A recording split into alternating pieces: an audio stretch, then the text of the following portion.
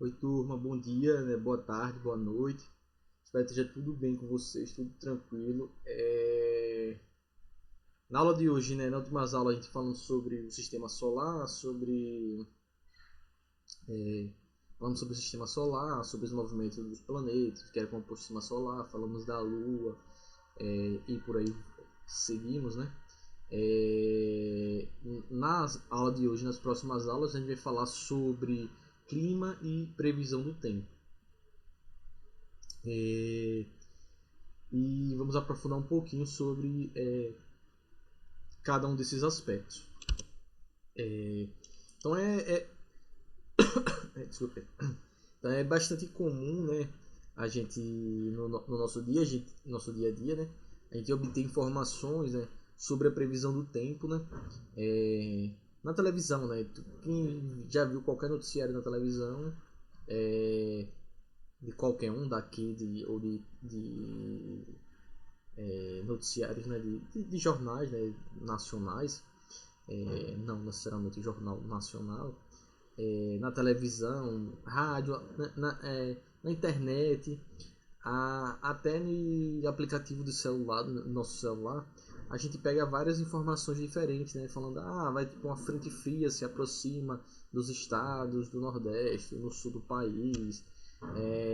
Tem uma previsão de que dentro de tantos dias essa tempestade vai se aproximar, vai se deslocar para tal parte, vai trazer chuvas ou uma previsão de uma massa de ar quente que se desloca na região central do país.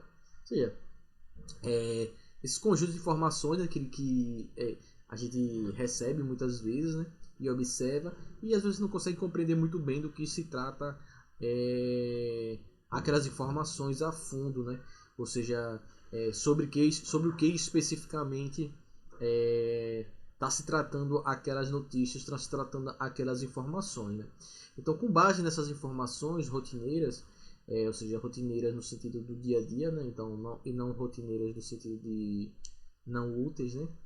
É, as pessoas, né, de forma geral, né, algumas, né, que estão atentas, obviamente, a essas informações e esses detalhes, elas costumam, né, se preparar, né, para sair de casa usando roupas mais leves ou mais agasalhadas, né? Vai chover à tarde. Aqui não estou orientando, mas por exemplo, tem cidades como por exemplo, São Paulo, é uma cidade que de manhã pode estar de um jeito e de noite de outro jeito completamente diferente. É mais comum isso acontecer, né? Então, a pessoa que está tendo, olha, tipo, no final da tarde vai chover com certeza. Então a pessoa tende a, sei lá, levar um guarda-chuva, uma capa de chuva, ou não sair de casa porque, sei lá, não quer ficar preso na chuva. E aí, de acordo com, né, com as condições que são previstas, né? A previsão não como a gente pode dizer, a previsão não é uma previsão, é uma previsão, diz a possibilidade de que aquilo vai acontecer. Vai acontecer com certeza absoluta? Não. Mas hoje em dia existe uma série de desenvolvimento de aparelhos e desenvolvimento tecnológico que nos possibilita ter uma precisão cada vez maior de que esses eventos eles possam sim vir a acontecer. Então, sei lá, para pensar em uma aluna, né, em uma escola aqui em Aracaju, né, e essa aluna ela vai participar de algum evento com sua turma, né, e um trabalho de pesquisa lá no Parque da Sementeira. Vamos supor lá que vocês vão fazer essa atividade lá no Parque da Sementeira. Então, para vocês saberem que roupa vocês vão usar, né, essa aluna, né, vocês vão consultar a previsão do tempo, né. Aí vocês podem consultar, por exemplo, no site do Instituto Nacional de Meteorologia, que é o IMET, e o IMET ele fornece, por exemplo, a previsão diária, né, para os municípios do Brasil, né. Se você for lá entrar no site no site do IMET, você bota lá Aracaju, você vai ter a previsão diária de hoje, de amanhã, de alguns dias para frente. Então vocês vão fazer essa atividade lá na parte da sementeira de pesquisa, né, catalogar as árvores lá do parque da sementeira. E aí vocês querem saber se vocês vão com roupas mais leves ou com roupas mais protegidas. E aí é só vocês entrarem lá no site do INMET e botar o dia, a hora, o dia, né, na realidade, o nome da cidade, o dia, ele vai dizer qual é a previsão para aquele dia, né? E aí lá no site do INMET ele vai abrir certinho, bonitinho lá, e vai dizer qual é a previsão do tempo, a umidade, aí vai vir várias informações. Umidade relativa do ar, máxima, umidade relativa do ar mínima, a temperatura máxima, a temperatura mínima, vai dizer se o dia está nublado, se não está, se está parcialmente, se vai ter chuva, como é que tá as condições do vento, e você pode ver pelos próximos dias, né?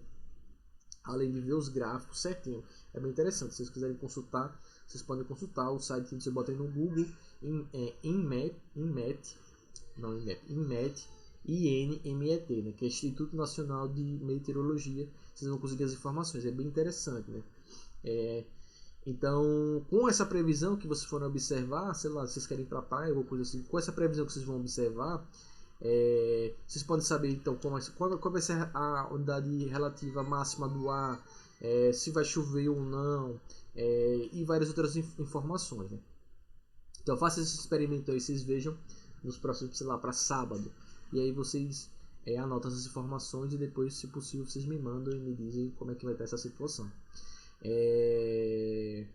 Então tudo isso é importante, né? Então obviamente que as coisas como são previsões não são tão precisas. Hoje em dia são bastantes, porque como eu falei, existe uma série de tecnologias aplicadas para a previsão ser a mais precisa possível, né?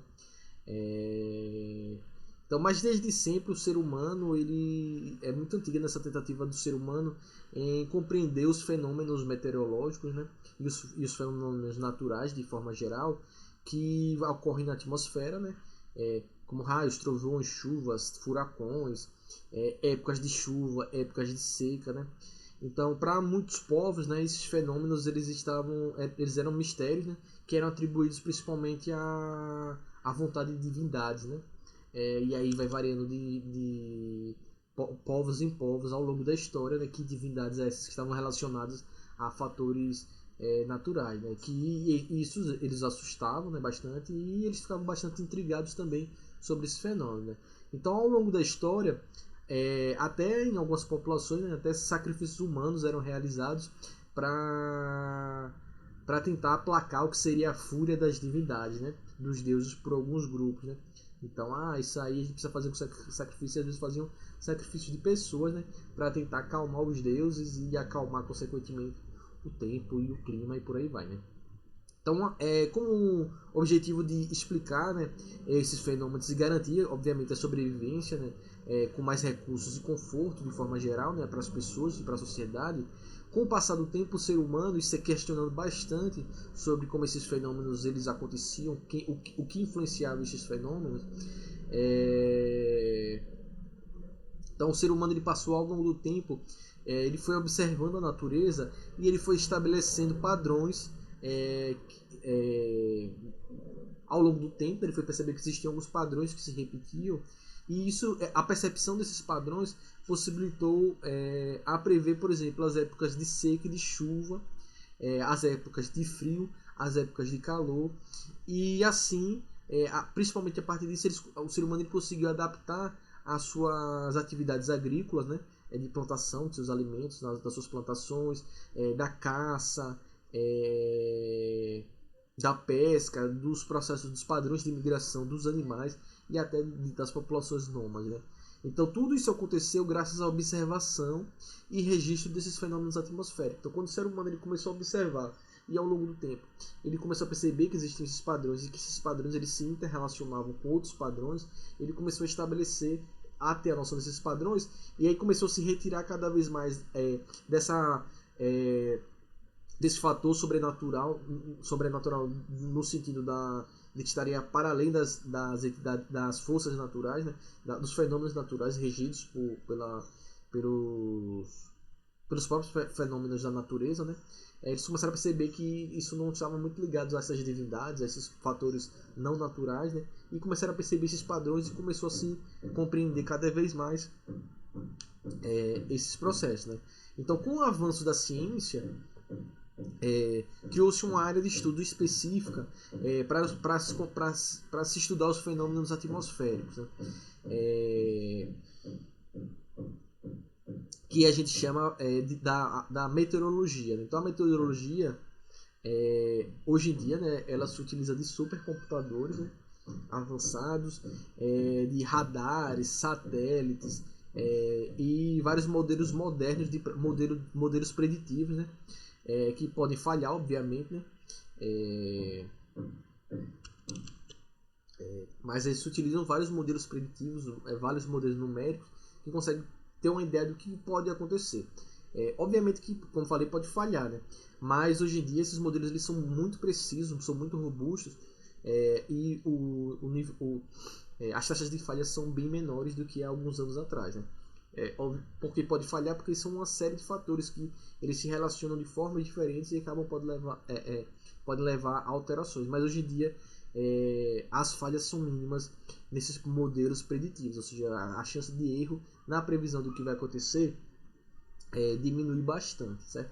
Mas não só esses modelos, mas tem vários povos diferentes, povos originários, tradicionais, né, culturas e povos indígenas diferentes, que até hoje têm os seus métodos de observação para explicar e que são de certa forma bastante precisos também no objetivo. Obviamente que várias culturas diferentes vão ainda atribuir até hoje a divindade, né,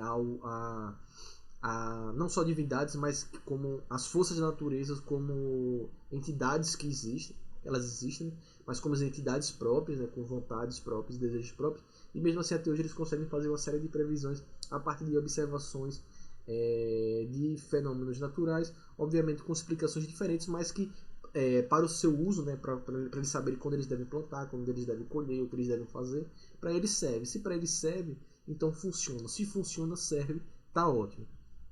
Então, as previsões do tempo, né, eles ajudam as pessoas a planejar desde atividades bastante simples, né, como se vai usar o guarda-chuva ou não para sair na rua, também a atividade mais complexa, por exemplo, o lançamento de um foguete, né? Ou seja, as condições meteorológicas devem ser analisadas quando, por exemplo, vai se lançar um foguete para lançar um satélite ou para levar astronautas no espaço, né? Além disso, também nessa previsão do tempo ajuda bastante a sociedade a planejar atividades mais complexas, como lançar um foguete, mas também como a agricultura, como saber a segurança contra furacões e tempestades, né? E evitar o máximo possível dessas catástrofes naturais, né? Então a meteorologia ela ajudou bastante nesses aspectos. E daí a gente tem duas coisinhas que para a previsão do tempo que são básicas, né?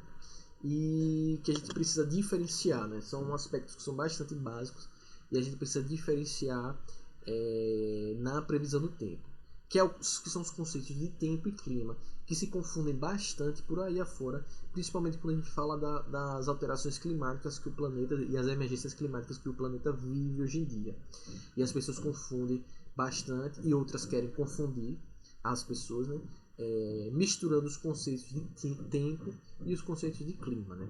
Embora esses termos de tempo e clima eles estejam relacionados a eventos atmosféricos e a eventos meteorológicos, eles são conceitos, né, que são bem diferentes, né? Quando a gente se refere ao tempo atmosférico, o tempo atmosférico ele é uma condição momentânea dos fenômenos da atmosfera, ou seja, ele indica um estado atmosférico em determinado momento e lugar, certo? Então, quando entra uma frente fria em um lugar ensolarado, ele pode provocar, né, essa frente fria ela pode provocar em poucas horas a queda da temperatura e, consequentemente, chuvas também naquele determinado local, né? Por exemplo, hoje tá ensolarado, hoje pode estar chovendo, né? Então, mas hoje aqui em Aracaju, na hora que eu tô gravando essa aula, tá um sol e tá um calor, uma sensação térmica tá bastante quente, né? e amanhã pode ser que não esteja, pode ser que amanhã comece a chover. Hoje à noite mesmo. Estou gravando aqui de manhã, tá quente, tá um sol, tá sem vento. Pode ser que à noite esfrie bastante e comece a chover. Ou o inverso pode acontecer. Ou seja, nesse momento aqui, pode ser que daqui a alguns minutos o céu fique nublado e comece a chover. Então isso se refere ao tempo, ou seja, a mudança do tempo atmosférico. Ou seja, agora está bastante quente, está sol, mas pode ser que no final da tarde fique bastante nublado e comece a chover, a temperatura despenque.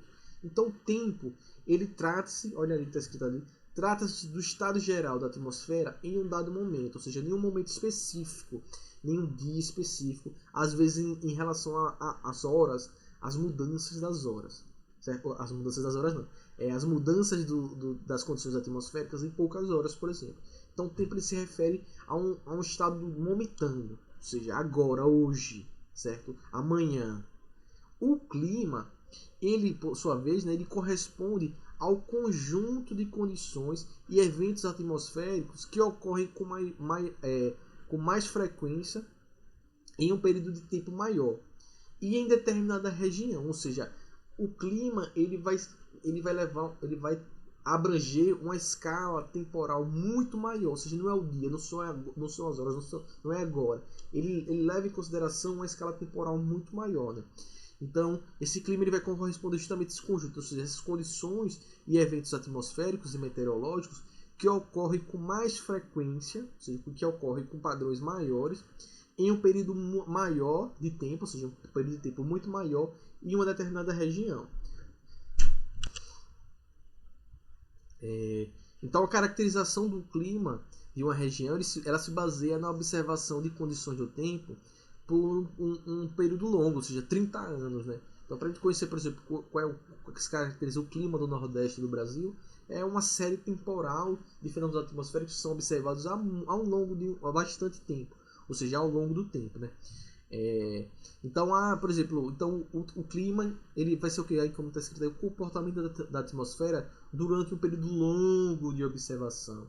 Então, quando um sujeito fala, não existe aquecimento global porque hoje está frio, mas o aquecimento global ele se refere à alteração do clima e não à alteração do tempo, certo? Ou seja, no momento de aquecimento global, você não quer dizer que você não vai ter um dia muito frio, que você vai ter invernos severos. Não é isso que ele está dizendo. Ele está dizendo que o clima do planeta está alterando, certo? Então a gente pode ter invernos mais longos em lugares, mais secas em outros e por aí vai. Mas a gente vê isso mais para frente. Então, a definição das regiões climáticas ela está relacionada a fatores geográficos, como por exemplo a altitude, né? Quanto mais elevado, menos calor, por exemplo, ao relevo, presença de serras ou morros que impedem a entrada de massas de ar, que podem trazer umidade, a latitude, quanto mais próximo da linha do Equador, mais quente, quanto mais distante da linha do Equador, mais frio. Por exemplo, aqui na região da Caatinga, aqui do Nordeste, o clima é quente e seco. Isso significa que a região ela é marcada por quê? Por temperaturas elevadas e pouca chuva. Mesmo que em alguns dias ocorra chuva, são os períodos de seca que vão estar predominantemente acontecendo naquela região e caracteriza ela. Ou seja, você diz que o local, o clima da Caatinga é quente e seco, não quer dizer que nunca chove lá. Quer dizer que ao longo do tempo se predomina mais altas temperaturas e períodos maiores de seca do que de chuva, certo? Então tá aí a diferença, o que é a previsão do tempo, o que é a meteorologia e quais são as diferenças entre tempo e clima, certo? Na próxima aula a gente vai ver os fatores que influenciam a previsão do tempo, certo? Fiquem bem, se cuidem e até mais.